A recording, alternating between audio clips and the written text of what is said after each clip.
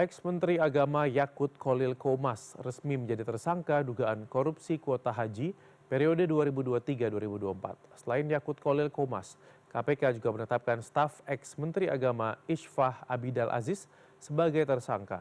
Dari hasil penyidikan, KPK sudah menyita sekitar 100 miliar rupiah.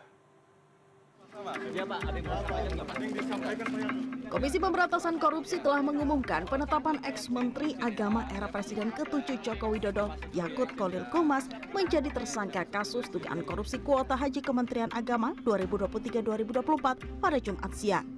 Selain Yakut, KPK juga menetapkan ex-staf sus Yakut saat menjabat Menak, Ishfah Abidal Aziz alias Gus Alek, menjadi tersangka dalam kasus yang sama.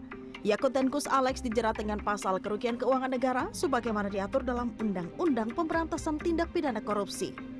Dalam perkara kuota haji, confirm bahwa KPK telah menetapkan 2 orang sebagai tersangka, yaitu saudara YCQ selaku ex-Menteri Agama dan juga saudara IAA selaku staf sus dari Menteri Agama pada saat itu.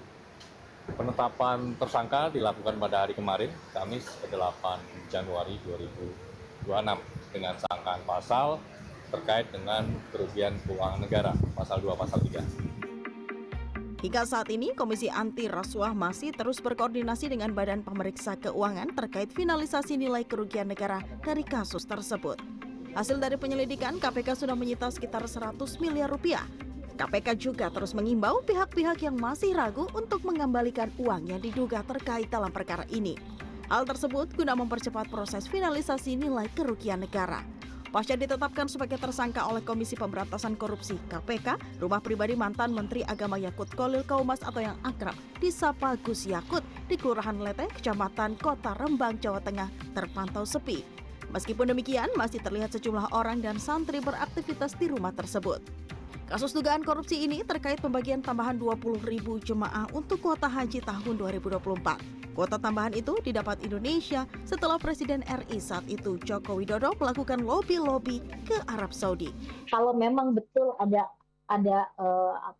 problem itu, yang patut dipertanyakan adalah bagaimana data antrian haji kita, gitu ya? Bagaimana Kementerian Agama selama ini pengelola data antrian itu, apalagi ketika sudah tahu bahwa Presiden sedang melakukan lobby. Ini kan harus diikuti dengan persiapan begitu ya, dengan persiapan untuk menyiapkan siapa nih yang akan diberangkatkan untuk berangkat haji pada tahun 2020. Namun kuota tambahan tersebut malah dibagi rata, yakni 10.000 untuk haji reguler dan 10.000 untuk haji khusus. Padahal Undang-Undang Haji mengatur kuota haji khusus hanya 8% dari total kuota haji Indonesia. Tim Liputan CNN Indonesia.